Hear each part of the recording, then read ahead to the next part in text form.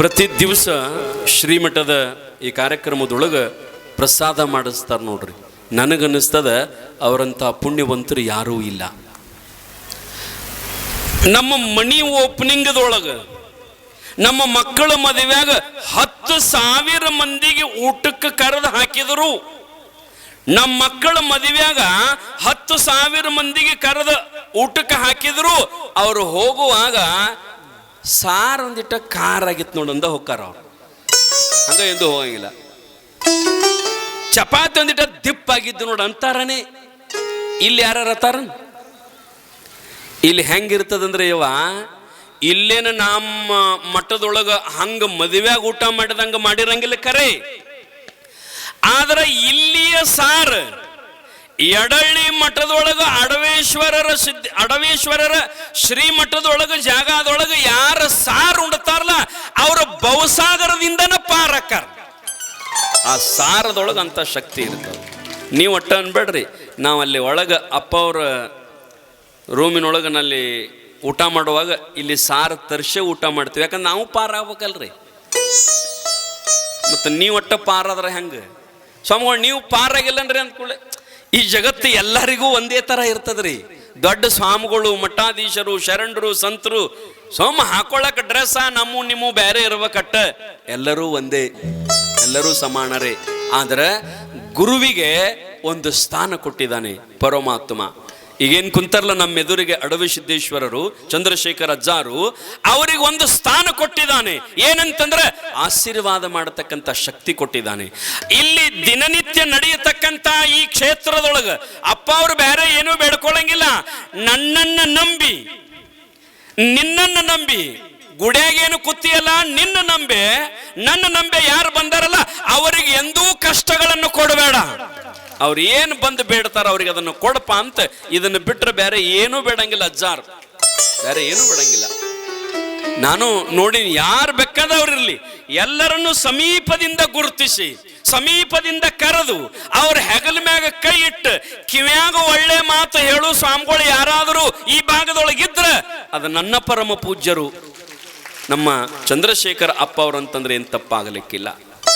ಎಷ್ಟೋ ಮಂದಿ ಇವತ್ತು ಅಮಾವಾಸ್ಯೆಗೆ ಮೇಲೆ ಅಪ್ಪ ಅವರ ಒಂದು ಶಕ್ತಿಯನ್ನು ನೋಡಲಿಕ್ಕೆ, ಆಶೀರ್ವಾದ ಪಡಿಲಿಕ್ಕೆ ಎಷ್ಟೋ ಮಂದಿ ಬರ್ತಾರೆ. ಕಾರಣ ಏನಂತಂದ್ರೆ ನಾವು ನಮ್ಮ ಮಕ್ಕಳ ಮದುವೆಯಾಗ ಎಷ್ಟೋ ಮಾಡಿದರೂ ಅದು ಪುಣ್ಯ ಅಲ್ಲ. ನೀವು ಚಪಾತಿ, ಜಾಮೂನ, ಬಜಿ, ಆನಂತರ ಚಲೋ ಅಕ್ಕಿ, ಅನ್ನ, ಸಾರು ಏನು ಬೇಕಾದ ಮಾಡಿ ಹಾಕಿರ್ತೀರಿ ಮಕ್ಕಳ ಮದುವೆಯಾಗ 10,000 ಮಂದಿಗೆ. ಆದ್ರೆ ಪುಣ್ಯ ಬರಂಗಿಲ್ಲ. ಅದರಿಂದ ಪುಣ್ಯ ಬರಂಗಿಲ್ಲ ಅಂತ ಬಿಟ್ಟಿರಿ ಮತ್ತು ಮಾಡೋದನ್ನ ಅದು ನಂಗೆ. ಯಾಕೆ ದಿಮಾಕ್ ಒಂದಿರ್ತದಲ್ಲ ಎಲ್ಲರದು. ಅವ್ ಇಂಥ ಪೆಂಡಲ್ ಹಾಕ್ಯಾನ ಮದುವೆಯಾಗ ಅಂದ್ರೆ ಅವನಿಗೆ ದೊಡ್ಡದು ಹಾಕೋದು. ನಾವು ಹಿಂದಿಂದ ಏನು ಹಾಕೋದಾಗ ಆಗೋದಕ್ಕತ್ತದ. ಪೆಂಡಲ್ ಮಾತ್ರ ದೊಡ್ಡನು ಹಾಕೋದು. ಕಲ್ಯಾಣ ಮಂಟಪ ನನಗನ್ನಿಸ್ತದ ಇವತ್ತಿನ ದಿನಮಾನದೊಳಗೆ ನಮ್ಮ ಜನ ಎದಕ್ಕೆ ಸಾಲಗಾರರಾಗಕತ್ತಾರ, ಎದಕ್ಕೆ ಬಡತನದಿಂದ ಬಳಲಾಕತ್ತಾರ ಅಂದ್ರೆ ಯಾವುದಕ್ಕೆ ನಾವು ಖರ್ಚು ಸರಿಯಾಗಿ ಮಾಡಬೇಕು, ಯಾವುದಕ್ಕೆ ಖರ್ಚು ಮಾಡಬಾರ್ದು ಅನ್ನೋದು ಗೊತ್ತಾಗವಲ್ತು ನಮ್ಮ ಮಂದಿ. ನಾವೆಲ್ಲ ನಮ್ಮ ಪ್ರೆಸ್ಟೇಜ್ ಹೆಚ್ಚು ಮಾಡೋಗೋಸ್ಕರವಾಗಿ ಮುಂದಿಂದೆಲ್ಲ ಹಂಗೆ ಬರೋಬರಿ ಇರ್ತದ ರೀ, ಮಂದಿ ಕಾಣೋದು ಹಿಂದಿಂದ ಹರಿದಿರ್ತದ ರೀ. ಅದ್ನ್ಯಾಕೆ ಹರ್ಕೋಬೇಕಾಗೈತಿ? ಅದನ್ನ ಮಂದಿ ಯಾರು ಹರಿಯಂಗಿಲ್ಲ, ನಾವು ಹರ್ಕೋತೀವಿ ಹಿಂದಿನಂಗಿ. ನಮ್ಮ ಕೈಗೆ ನೆಲಕ್ಕಂಗಿಲ್ಲ ಅಂದ್ರೂ ನಾವು ಹರ್ಕೊಳ್ಳೋರು. ಅದನ್ನ ಹೆಂಗಂತಂದ್ರ ಇಲ್ರಿ, ಅವ ಮೊನ್ನೆ ಮದುವೆ ಮಾಡಿದ್ ನೋಡ್ರಿಲ್ಲೋ, ಜ್ಯೋತಿ ಕಲ್ಯಾಣ ಮಂಟಪ ಹಿಡ್ದಿದ್ರಿ. ಅವ ಎಟ್ಟದ ರೀ ಅದಕ್ಕೆ ಬಾಡಿಗೆ? 1 ಲಕ್ಷ ಅದ ರೀ. 2 ಲಕ್ಷ ಕೊಡೋಲ್ಲ ಅವನಕಿತ್ತ. ಅದನ್ನು ಮಾಡೋನು, ಈ ಊಟ ಮಾಡೋನು, ಆ ಊಟ ಮಾಡೋನು. ನಾವು ಮೇಲೆ ಮಾಡ್ತೀವಿ. ಮಾಡ್ರಿ ಬ್ಯಾಡ ಅಂತ ಇರ್ತಲ್ಲ. ನಮ್ಮ ಹಿಂದಿನ ಹಿರಿಯರು ಹೇಳ್ತಿದ್ರು ನೋಡ್ರಿ ಒಂದು ಮಾತು, ನಿಮ್ಗೆ ಗೊತ್ತು ಅದ. ಅದು ಏನು ನೋಡಪ್ಪ, ಹಾಸಿಗೆಟ್ಟತ್ಲೆ ಅಟ್ಟ ಕಾಲ್ ಚಾಚೋ ಅಂದ್ರೆ ಇದ್ರ ಅರ್ಥ ಏನು? ನೀವು ಮನ್ಯಾಗ ಹೋಗಿ ಮಕ್ಕೋತಿರ್ಲ, ಅದು ಹಾಸಿಗೆ ಅಲ್ಲ. ನಿಮ್ಮ ಹೊಲ ಎಟ್ಟದ, ನಿಮ್ಮ ಮನಿ ಎಟ್ಟದ, ನಿಮ್ಮ ಹತ್ತಕ್ಕೆ ರೊಕ್ಕ ಎಟ್ಟದಾವ, ನಿಮ್ಮ ಯೋಗ್ಯತೆ ಎಟ್ಟದ, ಅಟ್ಟು ಖರ್ಚು ಮಾಡ್ರಿ. ಅಷ್ಟರದ ಆಟ ಹೂಡ್ರಿ. ಧರ್ಮರಾಜನ ಕತೆ ಎಲ್ಲ ಹೂಡಿ ಎದ್ದು ಹೋಗ್ಬೇಡ್ರಿ. ಧರ್ಮರಾಜನ ಕತೆ ಎಲ್ಲ ಹೂಡಿ ಎದ್ದು ಹೋಗ್ಬೇಡ್ರಿ. ನಮ್ಮ ಯೋಗ್ಯತೆಯನ್ನು ಮಂದಿ ಬೇಕಾದ ಮಾಡೋರಕ್ಕ ಅವರು. ನೀವು ಅಂತಿರ್ತಿರ್ಲ ನೋಡ್ರಿ, ಕೂದಲಿದ್ದವ್ರು ಹೆಂಗೆ ಇಕ್ಕೋದ್ರು ಚಂದ ಕಾಣ್ತದ. ನಮ್ಮ ಈಸಾದವ್ರಿ ಮತ್ತೆ ಇದ್ದದ್ರಾಗ ಮಾಡೋದು ನಾವು. ಇಲ್ರಿ, ನಾವು ಇವ್ರು ಇರ್ತಾವಲ್ಲ ವಿಗ್ ಹಾಕೊಂಡ ಕಟ್ಕೊಂಡ ಮಾಡವ್ರು ನಾವು. ಅವು ಹೆಣ್ಮಕ್ಳು ಇರ್ತಾವೆ, ಅವರು ಉದ್ದನ್ನು ಕಟ್ಕೊಂಡು ಅದಕ್ಕೇನು ಜಡಿ ಮಾಡ್ಕೊಂಡು ಅದಕ್ಕೆ ಹಾಕೊಂಡು ಅದು ಭಾಳ ದಿವ್ಸ ಇರಂಗಿಲ್ರಿ. ತಲೆಯಾಗಿನ ಕೂದ್ಲ ಒರಿಜಿನಲ್ ಎಟ್ಟಿರ್ತಾವಲ್ಲ ಅಟ್ಟು ಯಾವತ್ತು ದಿವಸ ಅದನ್ನ ಉದ್ದಂದು ಹಾಕೊಂಡ ಇಡಕ್ಕೆ ಹಾಕತ್ತೇನ್ರಿ. ಎಲ್ಲಾರು ಹೋಗ್ಬಿಡ್ದು ಬಿತ್ತಂದ್ರೆ ಏನು ಮಾಡೋದ್ರಿ? ದೊಡ್ಡ ಸಮಸ್ಯೆ ರೀ ಅದು. ಹಿಂಗೆ ಹಾಕೊಂಡು ಕೊಂಡಿರ್ತಾರೆ. ಅದಕ್ಕೆ ನಮ್ಮ ಹತ್ಯೆ ಕೆಟ್ಟದಲ್ಲ, ಅಟ್ಟೇ ನಾವು ವ್ಯವಸ್ಥೆ ಮಾಡ್ಬೇಕು. ನಮ್ಮ ಯೋಗ್ಯತೆಗೆ ತಕ್ಕ ಕಲ್ಯಾಣ ಮಂಟಪ, ನಮ್ಮ ಯೋಗ್ಯತೆಗೆ ತಕ್ಕ ಮಂದಿ, ನಮ್ಮ ಯೋಗ್ಯತೆಗೆ ತಕ್ಕ ಕಾರ್ಗಾಡೆ. ನಮಗೆ ಅಲ್ಟ್ರೋ 800 ತರುವ ಕೆಪಾಸಿಟಿ ಐತೆ. ಬಿಟ್ಟು ಏನೋ ಅಂತಂದ್ರೆ ಬರೀ ಇನ್ಶೂರೆನ್ಸ್ ತುಂಬೋದಾಗೋದಿಲ್ಲ ಅದ್ರದ್ದು, ಬರೀ ಸರ್ವಿಸಿಂಗ್ ಮಾಡಿಸೋದಾಗೋದಿಲ್ಲ ಅದ್ರದ್ದು. ಮುಂದೆ ಅಲ್ಟ್ರೋ 800 ತಂದಂದ್ರೆ ನಿನ್ನ ಯೋಗ್ಯತೆಗೆ ಅದಕ್ಕೆ 4-5 ಸಾವಿರ ರೂಪಾಯಿ ಆದ್ರೆ ಇನ್ಶೂರೆನ್ಸ, ಒಂದು 2-3-4 ಸಾವಿರ ರೂಪಾಯಿ ಆದ್ರೆ ಅದ್ರದ್ದು ಸರ್ವಿಸಿಂಗ ಇಟ್ಟ ಮುಗಿತತಿ. ಇನ್ನೊಂದು ತಂದಂದ್ರೆ ಅದ್ರದ್ದು ಬೇರೆನೇ ಐತಿ ವ್ಯವಸ್ಥೆ. ಅವ್ರು ತಂದಾರತ್ತ ನೀ ತರಬೇಡ, ಅವ್ರದ್ದು ಐತಿ, ನೀನು ತಗೊಂಡು ಬಾ. ಯಾವಾಗ ಆ ಲೆವೆಲ್ಗೆ ಬಾ, ಹಗಲಿ ರಾತ್ರಿ ದುಡಿದು ಗಳಿಸ ತಗೊಂಡು ಬಾ. ಚಾಲೆಂಜ್ ಮಾಡ್ಬೇಕಾರ ಅವಾಗ. ಅವ ನನ್ನ ಸಲುವಾಗೇನ ನನ್ನ ಮುಂದನ ಮೆರೆಗತ್ತಾನಿಲ್ಲೋ ಇನ್ನೋವ ಕಾರ್ಗಡೆ ತಂದು ಅವ ಎಷ್ಟು ದಿವಸ ಮೆರಿಲಿ. ಆದ್ರೆ ನಾನು ನನ್ನ ರಟ್ಟಿಗೆ ಬೇಡ್ತನ್ನ, ನನ್ನ ಭೂಮಿ ತಾಯಿಗೆ ಬೇಡ್ತಾನ. ಏನಂತಂದ್ರ ಯವ್ವ ತಾಯಿ ನಿನ್ನ ಮೇಲೆ 4 ಹನಿ ಬೆವರು ಸುರಿಸಿ ದುಡಿತನ. ಮುಂದಿನ ದಿನಮಾನದೊಳಗ ನನಗೂ ಇನ್ನೋವ ಕಾರ್ ಗಾಡಿ ತರುವಂತ ತಾಕತ್ತ ಕೊಡಂತ ಭೂಮಿಗೆ ಬೇಡ್ಕೋರಿ, ದೇನೇ ಮಾಡಿ ತರಬೇಡ್ರಿ. ಭೂಮಿ ತಾಯಿಗೆ ಬೇಡ್ಕೋರಿ, ದೇನೇ ಮಾಡಿ ತರಬೇಡ್ರಿ. ಯಾಕಂದ್ರೆ ಇನ್ನೊಬ್ಬರನ್ನ ನೋಡಿ ನಮ್ಮ ಬದುಕನ್ನ ನಿರ್ಮಾಣ ಮಾಡೋದಕೊಳ್ಳೋದು ಬೇಡ. ನಮ್ಮ ಯೋಗ್ಯತೆಯ ಮೇಲೆ ನಮ್ಮ ಬದುಕನ್ನ ನಾವು ನಿರ್ಮಾಣ ಮಾಡಿಕೊಳ್ಳೋಣ ತಾಯಿ. ಹೌದಿಲ್ಲ? ಆ ರೀತಿಯೊಳಗ ನಾವು ಎದಕ್ಕರ ಏನಾರ ಖರ್ಚು ಮಾಡಿದ್ರ ನಮಗೆ ಬರೋಬರಿ ಆಗೋದಿಲ್ಲ.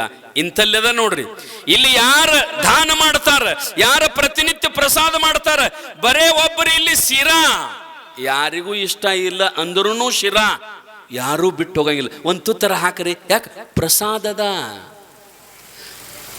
ಅಲ್ಲಿ ಯಾರ ದೊಡ್ಡ ಸಾವುಕಾರ ಮದುವೆಯಾಗ ಶಿರಾ ಮಾಡೈತದ ದೊಡ್ಡ ಸಾವುಕಾರ ಇದ್ದು ಏನ್ ದಾಡ ಜಾಮೂನು ನೋಡ್ರಿ ಮಾಡಾಕ ಜಾಮೂನು ಮಾಡ್ಬೇಕಾಗಿತ್ತಲ್ಲ, ಮೈಸೂರು ಪಾಕ್ ಮಾಡ್ಬೇಕಾಗಿತ್ತಲ್ಲ, ಹಾಲುಗ್ಗಿ ಶಾವಿಗೆ ಪಾಯಸ ಮಾಡ್ಬೇಕಾಗಿತ್ತಲ್ಲ. ಇಲ್ಲೇ ಶಿರಾ ಆಯ್ತಂದ್ರು ಪಾಳೆ ಹಚ್ಚಿ ತಾಟ ತಗೊಂಡು. ಯಾಕಂದ್ರ ಇದು ಅಡವೇಶ್ವರನ ಮಹಾಪ್ರಸಾದ ರೀ. ಇಲ್ಲಿ ಯಾವ ಪ್ರಸಾದ ಮಾಡಿರ್ತಾನಲ್ಲ ಅವಂದಿರಂಗಿಲ್ಲ, ಅದು ಅವಂದ ಅಲ್ಲ. ಇಲ್ಲಿ ಕೊಟ್ಟ ಮೇಲತ್ತ, ಇಲ್ಲಿ ಬಂದ ಮೇಲತ್ತ ಅದು ಯಾರ್ದಾಗಿರ್ತದೆ ಅಂದ್ರೆ ಅಡವೆಪ್ಪನ ಪ್ರಸಾದ. ಅದು ಅಡವೆಪ್ಪನ ಪ್ರಸಾದ ಅದ ಅಂತ ತಿಳ್ಕೊಂಡು ನಾವೆಲ್ಲರೂ ಪಾಳೆ ಹಚ್ಚಿ ತಾಟ ತಗೋತೀವಿ. ಆದ್ರೆ ಬರೀ ಇಲ್ಲಿ ಸಾರ ಕುಡಿದ್ರ ನಾವು ಜೀವನದೊಳಗೆ ಪಾರಾಗಿ ಹೋಗ್ಬಿಡ್ತೇವಿ. ಅದಕ್ಕೆ ಇಲ್ಲಿ ದಾಸೋಹ ಮಾಡೋರು ಎಷ್ಟು ಪುಣ್ಯವಂತರ್ರಿ. ಯಾರಿಲ್ಲಿ ಹೆಸರು ಬಹುತೇಕ ದಾಸೋಹ ಮಾಡಿದವ್ರಿಗೆ ಸನ್ಮಾನ ಮಾಡ್ತಾರೆ ಇಲ್ಲಿ. ಆದ್ರ ದಾಸೋಹ ಮಾಡಿದವ್ರಿಗೆ ಇಲ್ಲಿ ಸನ್ಮಾನ ಮಾಡೋದಕ್ಕಿಂತಲೂ ಅಡವೆಪ್ಪ ಮುತ್ಯ ಅವ ಯಾವಾಗ ಸಂಕಲ್ಪ ಮಾಡಿ ಇಲ್ಲಿ ತಂದು ಕೊಟ್ಟಿರ್ತಾನಲ್ಲ ಆವಾಗನ ಅವನಿಗೆ ಆಶೀರ್ವಾದ ಮಾಡಿರ್ತಾನ. ಅವ ಅಡವೆಪ್ಪ ಮುತ್ಯ ಆವಾಗನ ಆಶೀರ್ವಾದ ಮಾಡಿರ್ತಾನ.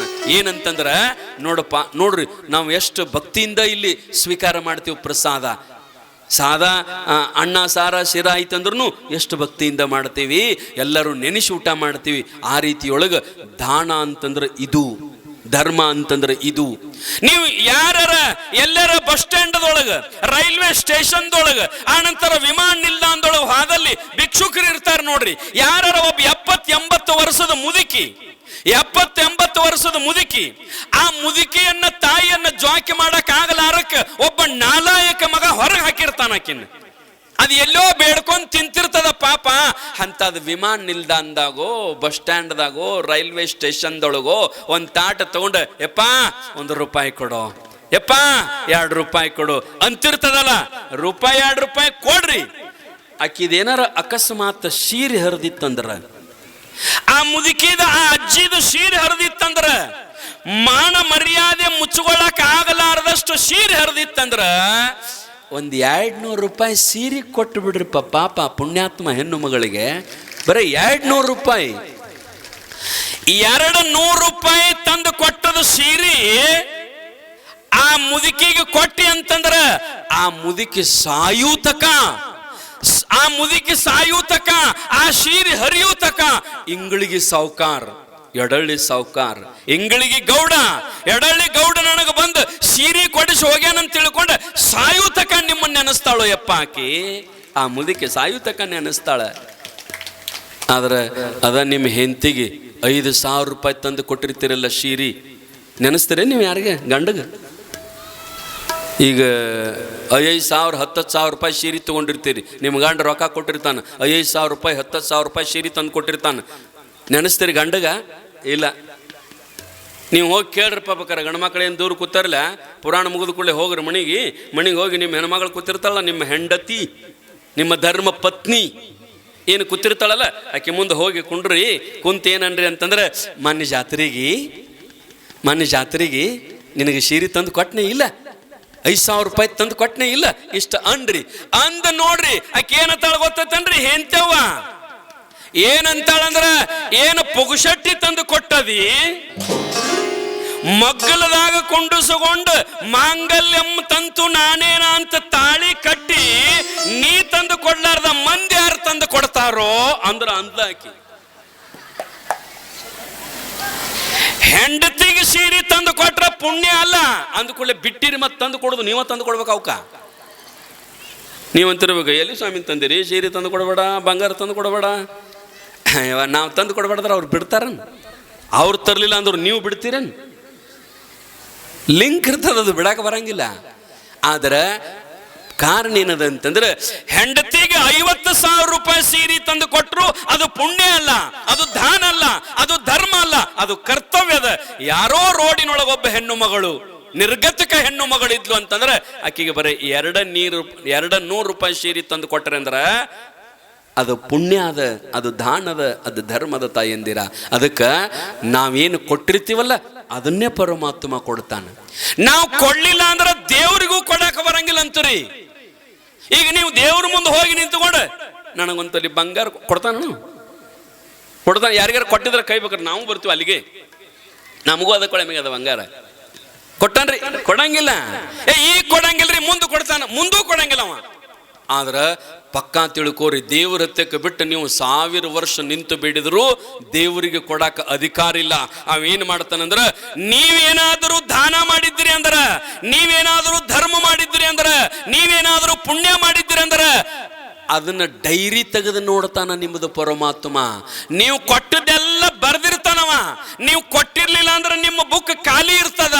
ನೀವು ದಾನ ಮಾಡಿದ್ರಿ ಅಂದ್ರೆ ನಿಮ್ಮದೇ ಆಗಿರತಕ್ಕಂತ ಆ ಡೈರಿ ಒಳಗ ಕೊಟ್ಟದ್ದು ಬರ್ದಿರ್ತಾನವ, ತೆಗೆದು ನೋಡ್ತಾನವ. ತೆಗೆದು ನೋಡಿ ಕೊಟ್ಟಾಳ, ಕೊಡಕಿಗೆ ನೀ ಬೇಡಿದ್ರೆ ಕೊಡ್ತಾನೆ, ನೀ ಕೊಟ್ಟಿದ್ದಂದ್ರೆ, ನೀ ಕೊಡ್ಲಿಲ್ಲ ಅಂದ್ರೆ ಒಟ್ಟ